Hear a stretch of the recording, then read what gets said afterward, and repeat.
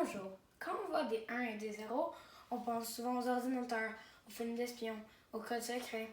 C'est le sujet dont je viens vous parler aujourd'hui, c'est-à-dire le système binaire. C'est quoi le système binaire? C'est rien d'autre qu'un système pour compter. Mais avant de vous l'expliquer, allons voir le système que nous connaissons tous, le système décimal. C'est quoi le système décimal? C'est un système pour compter qui utilise 10 symboles, qui s'appellent les chiffres.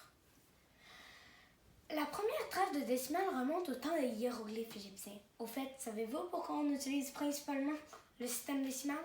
Aucune idée. C'est probablement parce qu'on a 10 doigts. Avec le système décimal, on peut représenter facilement n'importe quel nombre. On part de 0, on monte, lorsqu'on arrive à 9, on repart à 0, puis on met un 1 à gauche.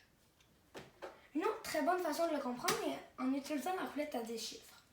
Quand la roulette tourne, le chiffre augmente.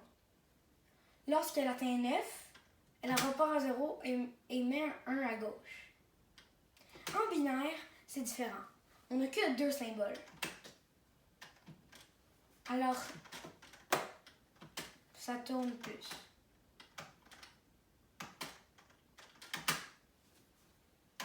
Dans notre décimale,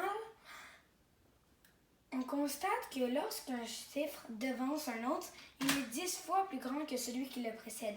Par exemple, les dizaines sont 10 fois plus grandes, les centaines sont 10 fois plus grandes que les unités, les centaines sont 10 fois plus grandes que les dizaines, qui sont 10 fois plus grandes que les unités. En binaire, c'est différent. On n'a que 2 symboles, fait que ça fait x2. Prenons un chiffre en binaire. Affichons nos valeurs.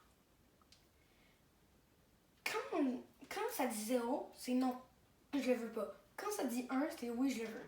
Donc oui, je veux un 16, oui, je veux un 8. C'est important de mettre les 2 zéros, parce que sinon, ça ferait comme si avec ça donnerait 7. Alors là, plus 1, ça donne 25. Voici quelques nombres en binaire que nous utilisons souvent. Mais pourquoi le binaire?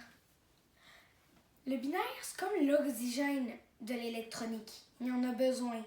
Puis là, c'est là qu'une pièce très importante arrive en jeu, le transistor. Il peut être éteint ou allumé. Éteint 0, allumé 1. Si on aurait voulu choisir le décimal, on aurait dû avoir 10 niveaux, alors qu'on en a juste 2. Prenons un exemple.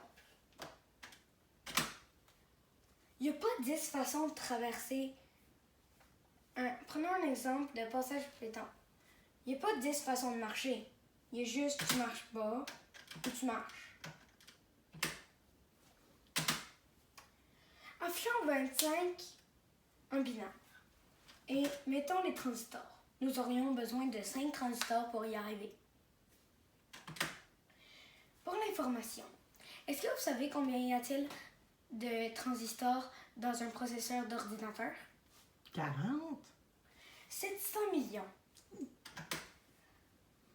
En terminant, un monde sans binaire, ça n'aurait pas de calculatrice, pas de satellite, donc pas de GPS, pas d'ordinateur, pas de Wi-Fi, pas de jeux vidéo, pas de téléphone cellulaire.